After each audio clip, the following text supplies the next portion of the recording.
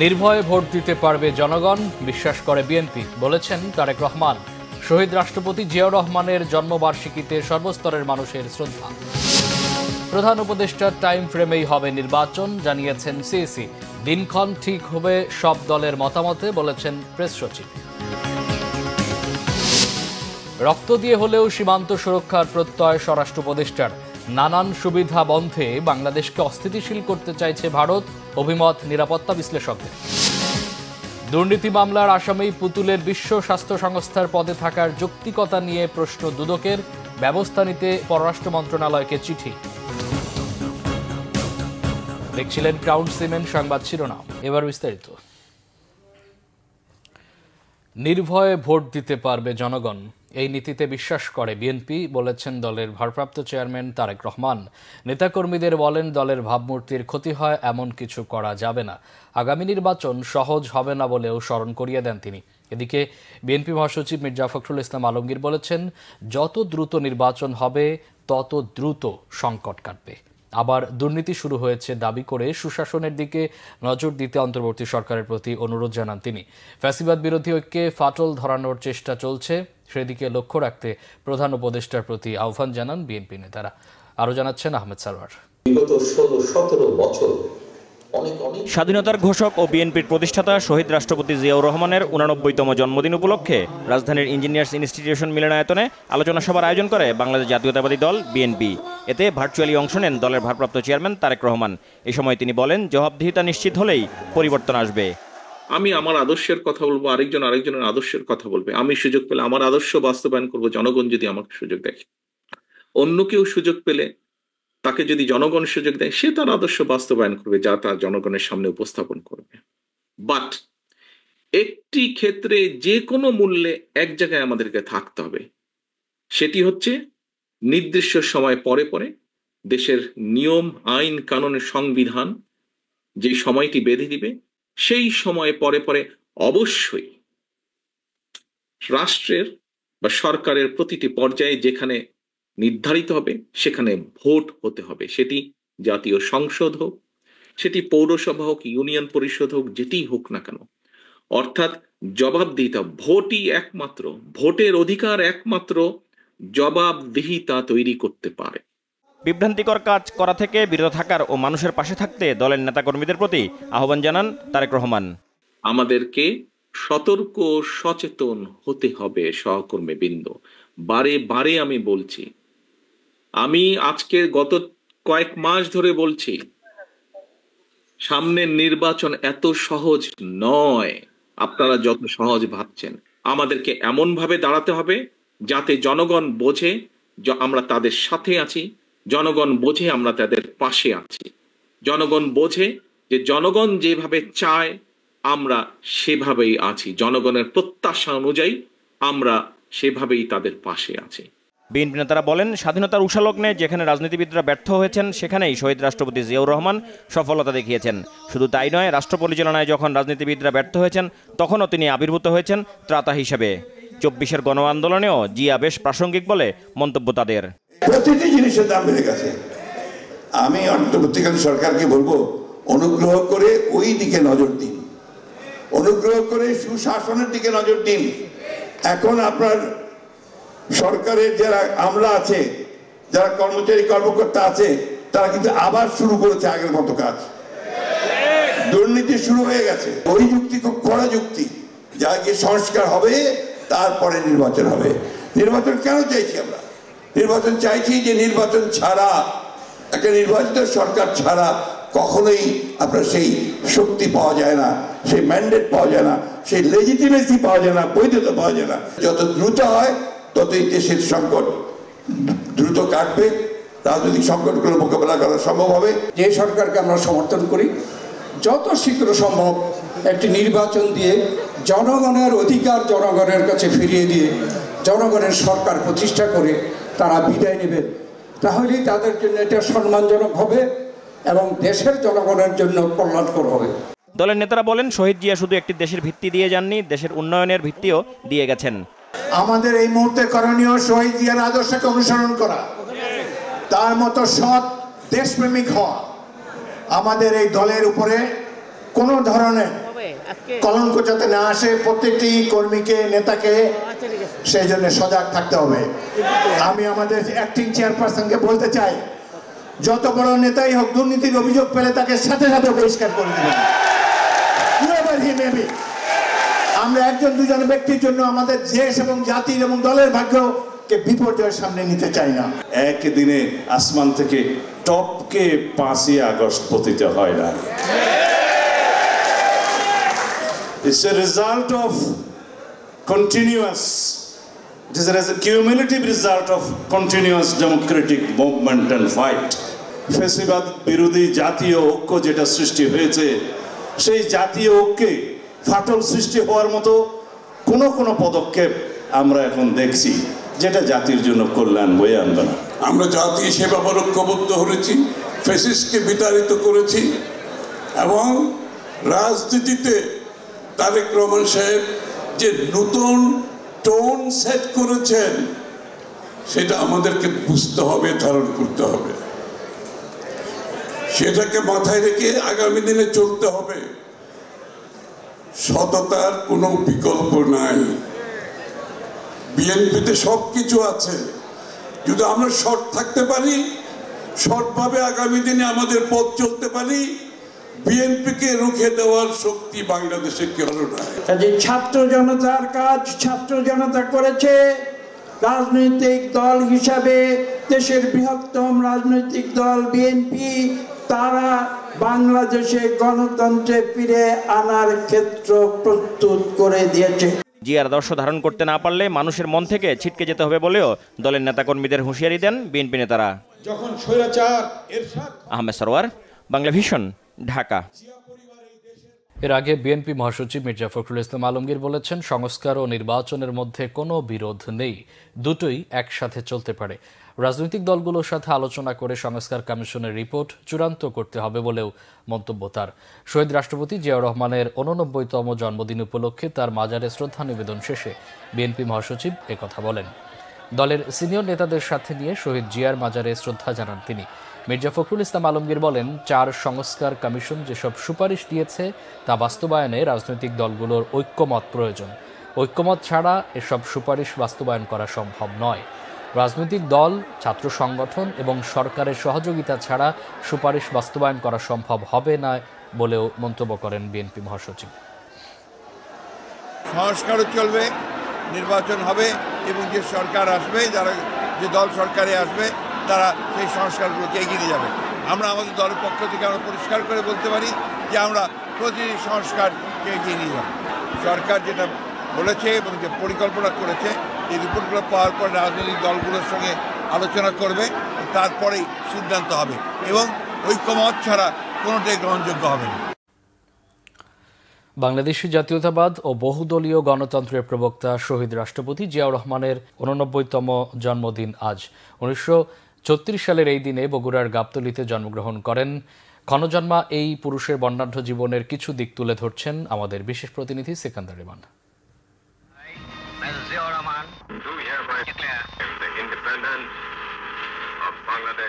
বাংলাদেশি জাতীয়তাবাদের স্থপতি শহীদ রাষ্ট্রপতি জিয়াউর রহমানের জন্ম 1936 সালের বগুড়ার গাবতলীর বাগবাড়িতে।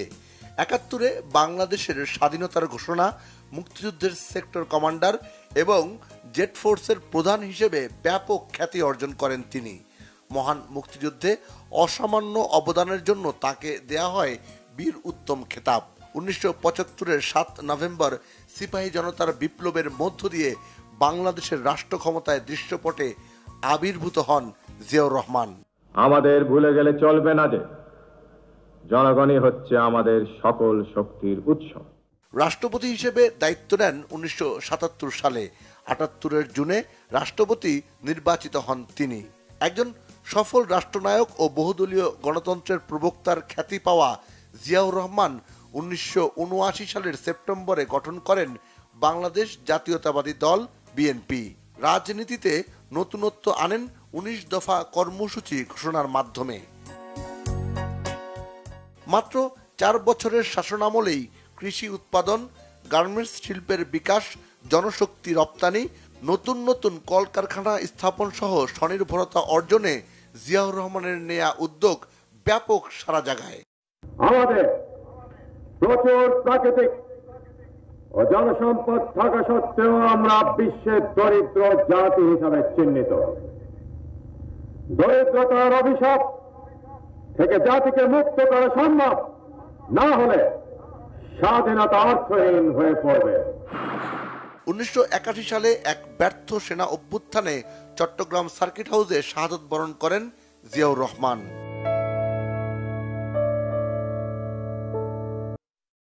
তাকে হত্যা করার যে মৌলিক কারণ হচ্ছে বাংলাদেশ যেভাবে বিভিন্ন দিক থেকে অগ্রসর হয়ে যাচ্ছে, এটা কিন্তু অনেকে চায়নি। আমাদের সম্পদের সর্বোত্তম ব্যবহার দ্বারা আত্মনির্ভর হয়ে ওঠা আমাদের লক্ষ্য। বাংলাদেশি জাতীয়তাবাদের এই প্রাণ পুরুষের অকাল মৃত্যু না হলে সে সময় দেশ আরো এগিয়ে যেত বলেও মনে করেন বিএনপির সিনিয়র নেতারা। জিয়াউর রহমান বিএনপির আদর্শ, তার জীবনের বিভিন্ন ঘটনা, বিশেষ করে রাষ্ট্র পরিচালনা, তার পদক্ষেপ সমূহকে, বিশেষ করে তার সততা এবং দেশপ্রেমকে আত্মস্থ করার জন্য বিএনপির প্রত্যেকটি নেতা কর্মীকে উদ্যোগী হতে হবে। রিফর্ম তো জিয়াউর রহমান তখন করে গেছে, একতন্ত্র থেকে বহু দলীয় গণতন্ত্র, ক্লোজ ইকোনমি থেকে ওপেন ইকোনমি তৈরি করা, ম্যান পাওয়ার এক্সপোর্ট করা, কি না উনি করেন নাই। মৃত্যুর এত বছর পরও বিএনপির নেতা কর্মী সমর্থক সহ অগণিত মানুষের স্মৃতিতে ভাস্বর হয়ে আছেন বাংলাদেশি জাতীয়তাবাদের প্রাণ পুরুষ জিয়াউর রহমান।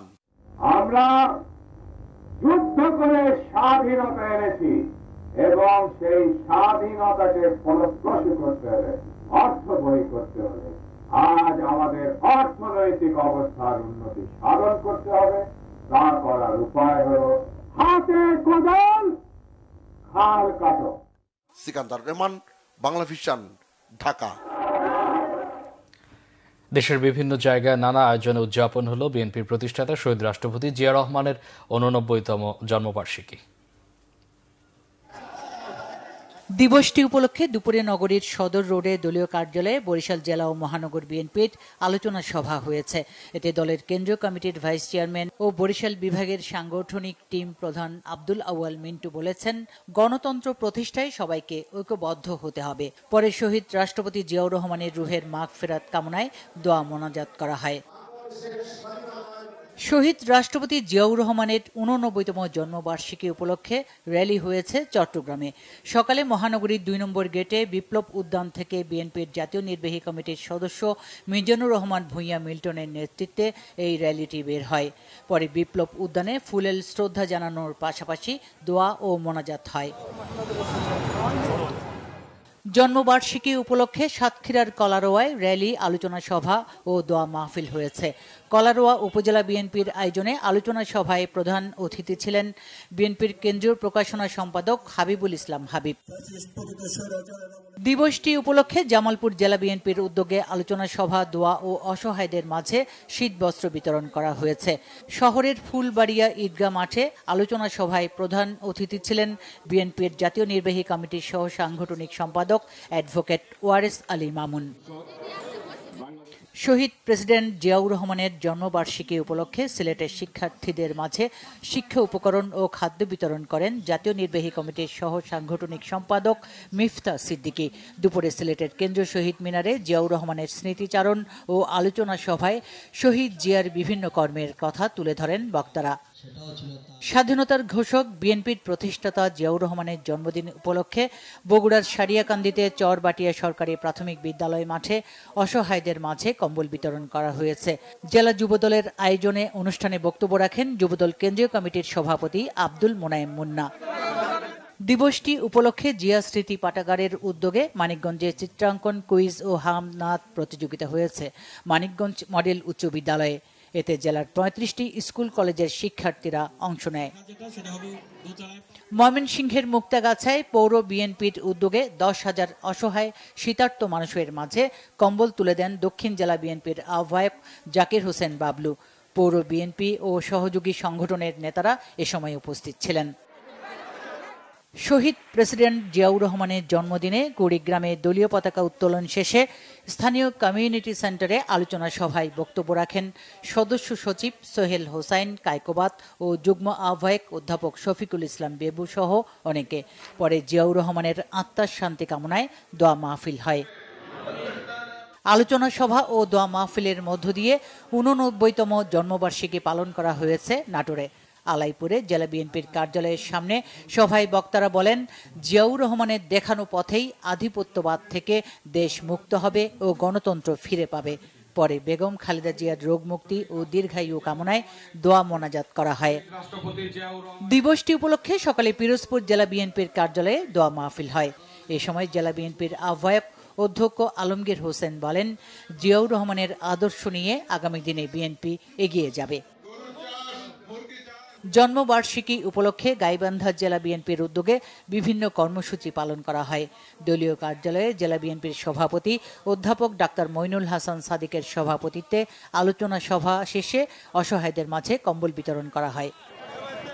শহীদ রাষ্ট্রপতি জিয়াউর রহমানের জন্মবার্ষিকী উপলক্ষে দুপুরে হবিগঞ্জ সদর উপজেলার গোপায়া এলাকায় বিএনপি ও অঙ্গ সংগঠনের উদ্যোগে শীতার্তদের মাঝে শীতবস্ত্র বিতরণ করা হয়েছে। পরে জিয়াউর রহমানের রুহের মাগফেরাত কামনায় দোয়া করা হয়। জয়পুরহাটে জেলা বিএনপির উদ্যোগে শহরের রেল গেটে বিএনপির কার্যালয়ে দলীয় ও জাতীয় পতাকা উত্তোলন শেষে জিয়াউর রহমানের প্রতিকৃতিতে পুষ্পমাল্য অর্পণ করা হয়। পরে হয় আলোচনা সভা। Bangla vision news desk. কোনো রাজনৈতিক বক্তব্যে নয়, আইন ও বিধিমতে প্রধান উপদেষ্টার টাইম ফ্রেম অনুযায়ী আগামী নির্বাচন দেওয়ার প্রস্তুতি নিচ্ছে কমিশন, জানিয়েছেন প্রধান নির্বাচন কমিশনার এএমএম নাসির উদ্দিন। এদিকে আগামীকাল সোমবার থেকে বাড়ি বাড়ি গিয়ে শুরু হচ্ছে ভোটার তালিকা হালনাগাদের কাজ। আরও জানাচ্ছেন মোবাশ্বের আহমদ। গেল প্রায় ১.৫ দশকের বেশি সময় ধরে সুপরিকল্পিতভাবে দেশের নির্বাচন ব্যবস্থা ধ্বংস করেছিল শেখ হাসিনার সরকার। ভোট কেন্দ্রে গিয়ে ভোট দিতে না পারার অভিযোগ ক্ষোভে পরিণত হয়েছিল সাধারণ জনগণের। তাই ছাত্র জনতার অভ্যুত্থানের পর এবার একটি সুষ্ঠু নির্বাচনের প্রত্যাশা দেশের মানুষের। সেই লক্ষ্যে আসন্ন নির্বাচনে ভোটার তালিকা হালনাগাদ সহজীকরণ করতে রবিবার সকালে আগারগাঁয়ে প্রধান নির্বাচন কমিশনারের কাছে নির্বাচনী সরঞ্জাম সামগ্রী হস্তান্তর করে ইউএনডিপি। পরে প্রধান নির্বাচন কমিশনার জানান, ৬৫,০০০ কর্মী সোমবার থেকে বাড়ি বাড়ি গিয়ে ভোটার তালিকা হালনাগাদ কার্যক্রম শুরু করবে, যা শেষ হবে আগামী ৬ মাসে।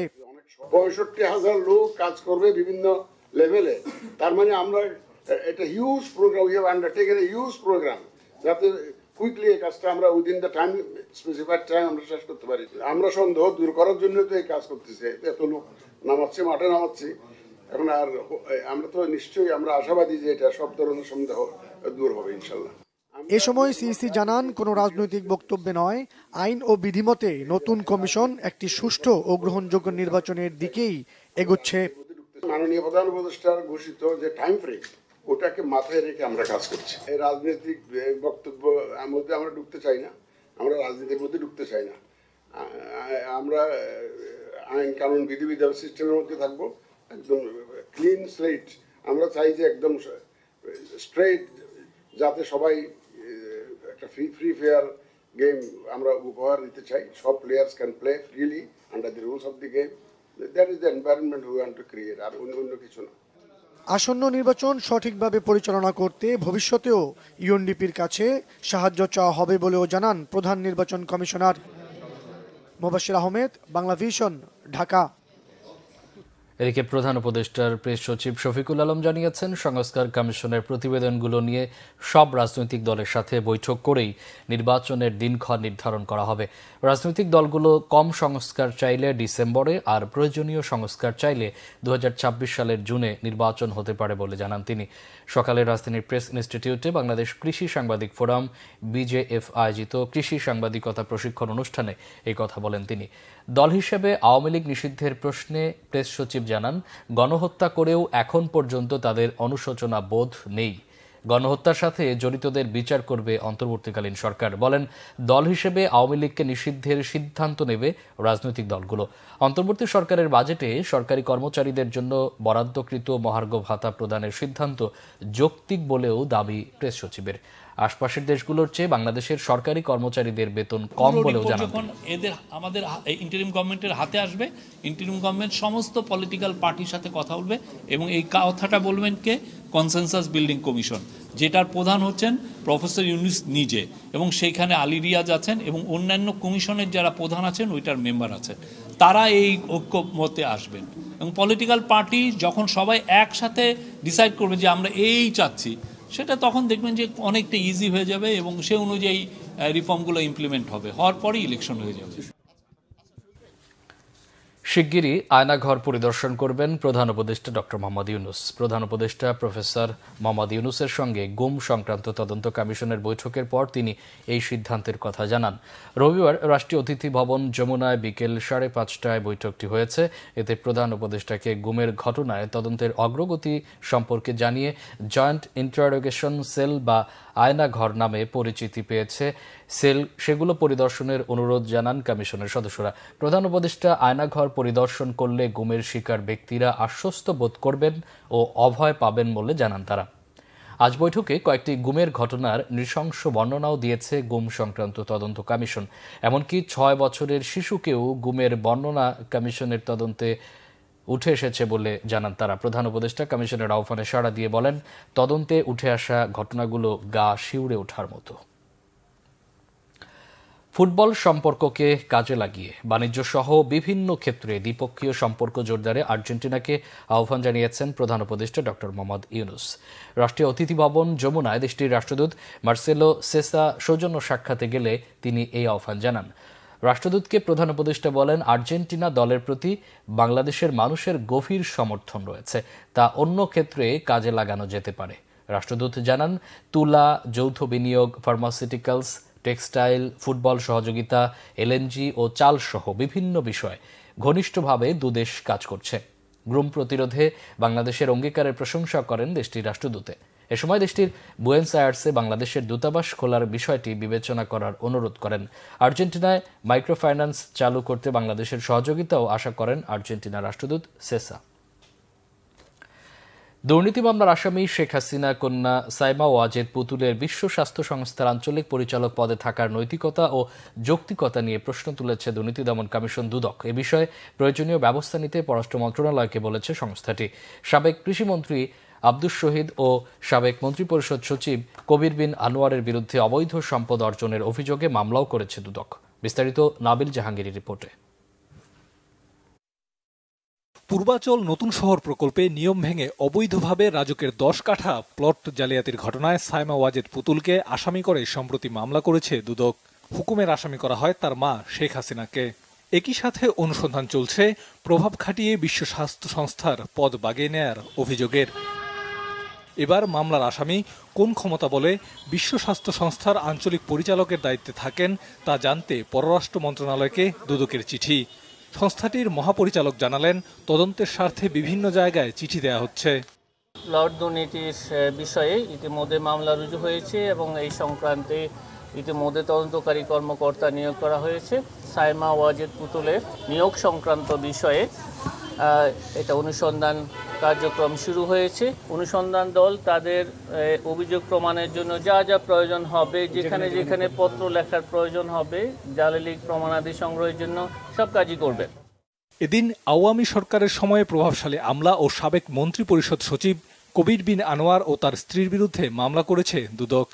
জ্ঞাত আয়ের উৎসের সাথে অসঙ্গতিপূর্ণ 2,84,00,000 টাকারও বেশি সম্পদ অর্জন ও দখলে রাখা সহ 9টি ব্যাংক হিসাবে 15 কোটি টাকারও বেশি অস্বাভাবিক ও সন্দেহজনক লেনদেনের মাধ্যমে অপরাধলব্ধ অবৈধ অর্থ হস্তান্তর, স্থানান্তর এবং রূপান্তর করার অপরাধ প্রাথমিকভাবে প্রমাণিত হয় তার বিরুদ্ধে সংশ্লিষ্ট ধারায় আজ একটি মামলা রুজু হয়েছে। সন্দেহজনক লেনদেন ও অবৈধ সম্পদ অর্জনের অভিযোগে মামলা হয়েছে সাবেক কৃষিমন্ত্রী আব্দুস শহীদ ও তার স্ত্রীর বিরুদ্ধে। ধন্যবাদ। নাবিল জাহাঙ্গীর, বাংলা ভিশন, ঢাকা। এদিকে দুর্নীতির মামলায় গ্রেফতার বাংলাদেশ ব্যাংকের সাবেক ডেপুটি গভর্নর এস.কে সুরের বাসায় নগদ 16,25,000 টাকা সহ ফিক্সড ডিপোজিটে 4,45,00,000 টাকার ডকুমেন্ট পেয়েছে দুর্নীতি দমন কমিশন দুদক। সকালে দুদক পরিচালক কাজী সাইমুজ্জামানের নেতৃত্বে পরিচালিত অভিযানে এসব ছাড়াও স্বর্ণালংকার জব্দ করা হয়েছে। বিস্তারিত ফজলে রাব্বির প্রতিবেদনে। রাজধানীর অভিজাত এলাকার এই বাসাটির 11 তলায় থাকতেন বাংলাদেশ ব্যাংকের সাবেক ডেপুটি গভর্নর এসকে সুর। সম্পদের বিবরণী দাখিল না করার অভিযোগে গেল 14 জানুয়ারি পুলিশের গোয়েন্দা বিভাগের একটি দল তাকে গ্রেপ্তার করে। একই অভিযোগে এবার ধানমন্ডি 7 নম্বর রোডের 25 নম্বর এই বাসাটিতে অভিযান চালায় দুদক। সকালে দুদক পরিচালক কাজী সাইমুজ্জামানের নেতৃত্বে এই অভিযানে নগদ 16,25,000 টাকা সহ ফিক্সড ডিপোজিটের 4,45,00,000 টাকার ডকুমেন্টস উদ্ধার হয়। সম্পদের বিবরণী দাখিল না করার অভিযোগেই মূলত এই অভিযান। 16,25,000 টাকা নগদ টাকা আমরা পেয়েছি এবং এছাড়াও সঞ্চয়পত্র, বিমা, মেয়াদি আমানত, ফিক্সড ডিপোজিট সহ প্রায় 4,45,00,000 টাকার ডকুমেন্ট আমরা পেয়েছি। কোন কোন ব্যাংকে তার চেক রয়েছে, কোন কোন ব্যাংকে তার অ্যাকাউন্ট রয়েছে, সেগুলো আমরা ব্যাংকগুলোর নাম এবং শাখাগুলো লিখে নিয়েছি। আমরা তাদের সম্পদের অনুসন্ধান করছি। আমাদের যিনি অনুসন্ধানকারী কর্মকর্তা রয়েছেন তিনি তাদের এই সম্পদের সাথে তার যে বৈধ আয়, তিনি জীবনে যে আয় করছেন তার যোগ বিয়োগ করে উনি অবৈধ টাকা কত পেয়েছেন, কত টাকা উনি অর্জন করেছেন সেটা আমরা ওই ফল আমরা দেখতে পারবো। আলোচিত পিকে হালদারের আর্থিক কেলেঙ্কারিতে নাম আসায় 2022 সালে এসকে সুরের বিরুদ্ধে অনুসন্ধানে নামে দুদক। ওই বছরের মার্চে তাকে তলব করে দুর্নীতি দমন কমিশন দুদক। ফজলে রাব্বি, বাংলা ভিশন, ঢাকা। রক্ত দিয়ে হলেও সীমান্ত রক্ষা করা হবে বলে হুঁশিয়ারি দিয়েছেন স্বরাষ্ট্র উপদেষ্টা অবসরপ্রাপ্ত লেফটেন্যান্ট জেনারেল জাহাঙ্গীর আলম চৌধুরী। উপদেষ্টার পরিচয় দিয়ে কেউ তদবির করলে তাকে পুলিশে ধরিয়ে দেওয়ার আহ্বান জানান স্বরাষ্ট্র উপদেষ্টা। রাজধানীর ভূমি অফিসে এক অনুষ্ঠানে সব কথা বলেন তিনি। বিস্তারিত জানাচ্ছেন জিয়া খান। চাঁপাইনবাবগঞ্জের বাংলাদেশ ভারত সীমান্তে চলা উত্তেজনায় উদ্বিগ্ন দেশের মানুষ। সমাধানের আশ্বাসও মিলেছে। এমন বাস্তবতায় স্বরাষ্ট্র উপদেষ্টা বলেন, চাঁপাই সীমান্তে উত্তেজনা সমাধানের পথে চিন্তার কিছু নেই। তবে সীমান্তে আগে ছাড় দেয়া হলেও এখন থেকে আর ছাড় নয়। আমরা একটু আমাদের অধিকারটা চাচ্ছি। ওখানে অনেক সময় হচ্ছে যে ওরা হয়তো একটু সেদিক করলেও আমরা ওরকম কোনো সময় প্রতিবাদ করি নাই। বাট এখন আমরা আমাদের যতটুকু অধিকার আমরা ওই অধিকারটা চাচ্ছি। আমাদের যেটা আইন মতো যেটুকু আমাদের পাওনা আমরা ওটুকু চাচ্ছি। যেমন 150 গজের ওই থেকে তাদের কাটাতারে বেড়া করতে পারে, আমরা ওটুকুই চাচ্ছি। আমরা এখানে কোনো রকমের ছাড় দিতে চাচ্ছি না। আগে যেহেতু কোনো পদক্ষেপ ছিল না, এই জন্য কোনো রকম বর্ডারে কোনো কিছু হয় নাই। এখন যেহেতু আপনি পদক্ষেপ নিচ্ছেন দেখি তো এইসব ঘটনা ঘটছে। আমাদের সীমান্ত সম্পূর্ণভাবে সুরক্ষিত আছে। এই সীমান্ত এই সাইডে কেউ কোনো দিনই আসতে পারবে না। আমরা যতদিন বেঁচে থাকি আমাদের রক্ত ঝরবে কিন্তু সীমান্ত সুরক্ষা থাকবে। দুর্নীতি বন্ধে কঠোর বার্তা দেন স্বরাষ্ট্র উপদেষ্টা। দুর্নীতিবাজ যত প্রভাবশালীর আত্মীয় হোক আইনের আওতায় আনার নির্দেশ দেন তিনি। আমি এই স্বরাষ্ট্র উপদেষ্টা এবং কৃষি উপদেষ্টা হওয়ার পরে আপনারা জানেন যে আমার আত্মীয় স্বজনের সংখ্যা বেড়ে গেছে, আমার বন্ধু বান্ধবের সংখ্যা বেড়ে গেছে এবং তাদের যে রিকোয়েস্টের সংখ্যাও বেড়ে গেছে। কিন্তু এই ম্যাক্সিমাম রিকোয়েস্ট কিন্তু আসে এই ল্যান্ড এইগুলি নিয়ে। তা আমি আপনাদের কাছে একটু অনুরোধ করব, আমি আমার ইস্যু বলছি যে আমাদের পরিচয় দিয়ে যদি কেউ কোনো কিছু অবৈধ সুবিধা নিতে চায় আপনারা কোনো সময় দিবেন না। তাকে একবার ভালোভাবে বুঝাই দেন, দ্বিতীয়বার হইলে পুলিশের কাছে হ্যান্ড ওভার করে দেন। ভূমি, রেলওয়ে এবং পুলিশের দুর্নীতি বন্ধ করে সেবা বাড়াতে সংশ্লিষ্টদের প্রতি নির্দেশ দেন স্বরাষ্ট্র উপদেষ্টা। আপনাদের সবকিছু আপনাদের হাতে আছে কিনা। জিয়া খান, বাংলা ভিশন, ঢাকা। এদিকে চাঁপাইনবাবগঞ্জের কিরণগঞ্জ সীমান্ত আজ শান্ত রয়েছে। ঘটেনি কোনো অপ্রীতিকর ঘটনা। সীমান্তে টহল জোরদার করেছে বিজিবি। চাঁপাইনবাবগঞ্জ প্রতিনিধি শাখাওয়াত জামিল দোলনের পাঠানো তথ্য ছবিতে দেখুন ডেস্ক রিপোর্ট। ফসল ও গাছ কাটা নিয়ে শনিবার চাঁপাইনবাবগঞ্জে বাংলাদেশ ভারত সীমান্তে উত্তেজনার অবতারণা। তবে রবিবার সকাল থেকে পরিস্থিতি স্বাভাবিক। সীমান্তের কাছে মাঠে কাজ করছে কৃষক। বিগত 15 বছরে বিএসএফ এবং ভারতীয়দের অত্যাচারে অতিষ্ঠ স্থানীয়রা চান স্থায়ী সমাধান। বিএসএফ কালকে বেলা 10টার পরে আমাদের উপর হামলা করে এবং আমাদের উপর হামলা করে গাছ, গম, সরষা এবং ভুট্টা, পেঁয়াজ, অনেক ফসল এবং বোরের গাছ অনেকগুলো নষ্ট করে ফেলেছে তারা। আজকে পরিস্থিতি শান্ত আছে, তারপরে যারা আসে তা আমরা প্রতিবাদ করার জন্য প্রস্তুত আছি। আমরা তো চাই কি শান্ত হব, কিন্তু শান্ত তো করতে পারছে না, কারণ এরা তো মানছে না, একের পর এক ওরা অত্যাচার করতে আছে। এই অত্যাচার প্রতিবাদে আমরা মনে করেন কি করব নাই, তারপর আমরা চেষ্টা করছি ওদেরকে প্রতিহত করার। এখনই সীমান্তবর্তী এলাকার জনগণকে শূন্য রেখায় না যাওয়ার আহ্বান জানিয়েছে বিজিবি। কেউ যেন শূন্য লাইন অতিক্রম না করে, কারণ হচ্ছে শূন্য লাইন অতিক্রম করে যে কোনো অনাকাঙ্ক্ষিত ঘটনার সৃষ্টি হতে পারে। সেই জন্য আজকে আমরা জনগণকে উদ্বুদ্ধ করছি এই ধরনের পরিস্থিতি যেন ভবিষ্যতেও সৃষ্টি না হয়। সেই জন্য আমরা এলাকার জনগণের সাথে আমরা কথা বলছি, মত বিনিময় করছি। বর্তমানে পরিস্থিতি শান্ত করা হচ্ছে আমাদের কাজ, সুতরাং এই পরিস্থিতিকে যেন কোনো পক্ষ ঘোলাটে না করে সেই ব্যাপারে আমরা সজাগ আছি। শনিবারের ঘটনায় ব্যাপক ক্ষতি হয়েছে বাংলাদেশের কৃষকদের, পদদলিত হয়েছে ক্ষেতের ফসল। ওরা তার আমার ফসলের মায়া করছে না, অতএব আপনি আর একটু বলেন ওরা যদি যায় তা আমাদের জনপ্রতিনিধি আছে, ওনারা যাবেন, প্রয়োজনীয় ছবি নেবেন, চলে আসবেন। কিন্তু এইভাবে জনগণকে 100 জন 200 জন জনগণ নিয়ে যেন না যায়, আমাদের খুব ক্ষতি হচ্ছে। সীমান্তে উত্তেজনা বন্ধে দ্রুত কার্যকর পদক্ষেপের দাবি স্থানীয়দের। Banglavision news desk. সীমান্তে কাঁটাতারের বেড়া, বাংকার নির্মাণ ও বিএসএফ এর গুলিতে বাংলাদেশি আহত সহ বিভিন্ন কারণে বাংলাদেশ ও ভারতের মধ্যে বাড়ছে উত্তেজনা। আন্তর্জাতিক সীমানা আইনে লঙ্ঘন করে হঠাৎ কেনই বা সীমান্তে উত্তেজনা তৈরি করতে চাইছে ভারত? নিরাপত্তা বিশ্লেষকরা বলছেন বিভিন্ন ধরনের সুবিধা বন্ধ হয়ে যাওয়ায় বাংলাদেশকে অস্থিতিশীল করতে চাইছে দেশটি। কূটনৈতিক বিশ্লেষকরা বলছেন ভারতের দিক থেকে বাংলাদেশ বিরোধিতা বন্ধ হলে দুই দেশের সম্পর্ক স্বাভাবিক হবে। আরও জানাচ্ছেন দীপন দেওয়ান। গত বছরের 5 আগস্ট স্বৈরাচার শেখ হাসিনা ও তার সহযোগীরা ভারতে পালিয়ে যাওয়ার পর থেকে দুই দেশের সম্পর্ক 53 বছরের মধ্যে একেবারে তলানিতে এসে ঠেকেছে। লালমনিরহাটের পাটগ্রাম সীমান্তে 2 কিলোমিটার এলাকায় ভারতের কাঁটাতারের বেড়া, নওগাঁর ধামরাইহাট সীমান্তে কাঁটাতারের বেড়া নির্মাণ চেষ্টা, সিলেটের বিয়ানীবাজারের গোঁজকাটা সীমান্ত এলাকায় 200 বছরের পুরনো মসজিদ পুনর্নির্মাণে বাধা, চলমান উত্তেজনার মধ্যে ভারতের নতুন উস্কানি চাঁপাইনবাবগঞ্জ সীমান্তে বিএসএফ এর বাংকার নির্মাণের চেষ্টা। বাংলাদেশ ও ভারতের মধ্যে 1975 সালে যে সীমান্ত সমঝোতা স্বাক্ষরিত হয় তাতে বলা হয়েছিল সীমান্ত রেখা বা জিরো লাইন থেকে 150 গজের মধ্যে কোনো পক্ষই প্রতিরক্ষা সামর্থ্য আছে এমন কোনো স্থাপনা করতে পারবে না। অথচ গত কয়েকদিন ধরে সেই আইন অমান্য করে ভারত সীমান্তে কাঁটাতারের বেড়া দেওয়ার চেষ্টা করছে, যা অনেকটা পায়ে পাড়া দিয়ে ঝগড়া করার মতো। কূটনৈতিক বিশ্লেষকরা বলছেন এভাবে চলতে থাকলে সংঘাত আরও বাড়বে। এটা একটা সতর্কবাণী, এটা আমাদের জন্য একটা শিক্ষা যে এই ঘটনাগুলো যদি এইভাবে যেতে থাকে তাহলে সংঘাত আরো বারবার আশঙ্কা বাড়বে। 150 গজের ভেতরে 1975 এর গাইডলাইন্স অ্যালাউ করে না, তোমরা সেটাকে মেনে চলো, 1 নাম্বার। 2 নাম্বার, তোমরা যদি এর বাইরে এসে কাজ করতে চাও আমরা সেটাকে প্রতিরোধ করব। কাজে আমরা মনে করি এই ধরনের প্রতিরোধ হলে উত্তেজনা বাড়বে। বাংলাদেশের দিক থেকে আমরা উত্তেজনা চাই না, ভারতের দিক থেকে তারা বাংলাদেশ বিরোধিতা বন্ধ করলে আমার ধারণা দুই দেশের সম্পর্ক স্বাভাবিক হওয়ার জায়গাটা তৈরি হতে পারে। নিরাপত্তা বিশ্লেষকরা বলছেন সীমান্তের উত্তেজনা কোনো সুখবর বয়ে আনবে না, বরং সম্পর্ককে আরো খারাপের দিকে নিয়ে যাবে।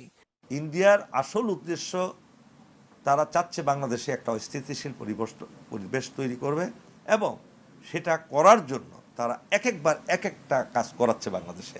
যদি আমাদের সাথে খেলা করে, আমরা যদি খেলা চালি, তারাও টুকরা টুকরা হয়ে যাবে। ভদ্রতা মানে দুর্বলতা নয়, আমরা দেখাবো। যখন সিংহকে দেখবেন, সিংহ কিন্তু খুব ভদ্র থাকে, দেখতে কত সুন্দর সৌম্যমৈত্রী, কিন্তু যখন কেউ উত্ত্যক্ত করে কোনো কিছু তাকে আঘাত করে, সে কিন্তু তার আসল রূপে চলে আসে। ইন্ডিয়াকে পরাজিত করা আমাদের সময়ের ব্যাপার মাত্র। এটা যদি বলেন যে খুব উদ্ধত্তের কথা, না, উদ্ধত্তের কথা না। আমাদের সেই শক্তি, সেই সাহস, সেই সক্ষমতা আমাদের আছে। বাংলাদেশ অস্থিতিশীল হোক, সেই কাজ থেকে ভারতের বিরত থাকা উচিত বলেও মনে করেন এই নিরাপত্তা বিশ্লেষক। গণহত্যার সকল ব্যক্তিকে ইন্ডিয়া আশ্রয় দিয়েছে। দীপন দেওয়ান, বাংলাভিশন, ঢাকা। পিলখানায় বিডিআর বিদ্রোহের ঘটনায় বিস্ফোরক মামলায় জামিন পেয়েছে 2 শতাধিক আসামি। হত্যা মামলায় খালাসপ্রাপ্ত ও যাদের বিরুদ্ধে কোনো আপিল হয়নি এমন আসামিদের জামিন দেওয়া হয়। পরবর্তী শুনানি 10 ফেব্রুয়ারি। কেরানীগঞ্জ প্রতিনিধি আব্দুল গনির তথ্য ছবিতে ডেস্ক রিপোর্ট। বিডিআর জওয়ানদের মুক্তির দাবিতে শনিবার ভোর থেকে কেরানীগঞ্জের কেন্দ্রীয় কারাগারের সামনে অবস্থান নেন স্বজনরা। হাজির করা হয় আসামিদের। বিডিআর হত্যাকাণ্ডের পর দীর্ঘ 16 বছর ধরে হত্যা ও বিস্ফোরক আইনে করা মামলায় কারাভোগ করছে এসব আসামি। হত্যা মামলায় খালাস পেয়েও বিস্ফোরক মামলায় সাক্ষ্য গ্রহণ পর্যায়ে থাকায় বন্দী আছে অভিযুক্ত বিডিআর সদস্যরা। কেরানীগঞ্জ কেন্দ্রীয় কারাগারের ভেতরে ঢাকার বিশেষ ট্রাইব্যুনাল 1-এ সকাল 11টার পর শুরু হয় বিচার কাজ। বিচারক মোহাম্মদ ইব্রাহিম মিয়ার অস্থায়ী আদালত তাদের জামিন দেন। প্রায় 250 জনের অধিক মানুষ তারা নিচের কোর্টে এবং হাইকোর্টে মিলিয়ে তারা খালাসপ্রাপ্ত আছেন এবং যে 256 জন যাদের 10 বছরের সাজা হয়েছিল সেই লোকগুলোর সাজা 2010 সাল থেকে আজকে 2025 সাল, তাদের 10 বছরের সাজা ইতোমধ্যে সার্ভড আউট হয়ে গেছে, যার কারণে তাদেরও আর কোনো সাজা বিদ্যমান নাই। ফলে টোটাল আসামি এখন মুক্তির অপেক্ষায় ছিল বা তারা জামিনের জন্য হকদার ছিল প্রায় 500-র উপরে। আজকে আমরা মাননীয় আদালতে এই আসামিদের পক্ষে সবার পক্ষে আমরা জামিনের আবেদন করেছিলাম। জামিনের দরখাস্ত যারা দিয়েছেন ওনারা ঠিকমতো বলতে পারেন কতটা জামিনের দরখাস্ত ওনারা দিয়েছেন। যারা আগে খালাসপ্রাপ্ত হয়েছিলেন এবং তাদের বিরুদ্ধে মহামান্য সুপ্রিম কোর্টের হাইকোর্ট বিভাগে রায় পরিবর্তন হয়েছে বা কারো বিরুদ্ধে আপিল পেন্ডিং আছে এবং বিস্ফোরক দ্রব্য মামলায় আলাদা 30 জনের মতো আসামি শুধুই বিস্ফোরক দ্রব্য মামলার আসামি ছিলেন, এই আসামি ব্যতি রেখে অন্যান্য খালাসপ্রাপ্ত আসামিদেরকে জামিন মঞ্জুর করা হলো, এই মর্মে একটা আদেশ দেওয়া হয়েছে। বিচার প্রক্রিয়ায় দীর্ঘসূত্রিতার অবসান ঘটিয়ে বিচার প্রার্থীরা কারামুক্ত হবেন বলে প্রত্যাশা স্বজনদের। আজকে আমাদের জয় হয়েছে, আজকে সত্যের জয় হয়েছে। আমার বাবা যে নির্দোষ ছিল, আমার বাবা কোনো দোষ করে নাই। আমরা বারবার বলেছি কিন্তু আমাদের কথা কেউ শুনে নাই। আমার ভাই মাত্র 19 দিন চাকরি করে একটা মানুষ কিভাবে অপরাধী হয় আমার জানা নাই। সেই 19 দিনের চাকরির জন্য আজ 16 বছর জেল খাটছে। 2009 সালের 25 ও 26 ফেব্রুয়ারি ঢাকার পিলখানায় সীমান্তরক্ষী বাহিনীর সদর দপ্তরে বিদ্রোহের ঘটনায় 57 সেনা কর্মকর্তা সহ 74 জন নিহত হন। ওই ঘটনায় হত্যা ও বিস্ফোরক আইনে 2টি মামলা হয়। হত্যা মামলায় খালাস বা সাজাভোগ শেষে বিস্ফোরক মামলার কারণে 468 জনের মুক্তি আটকে আছে।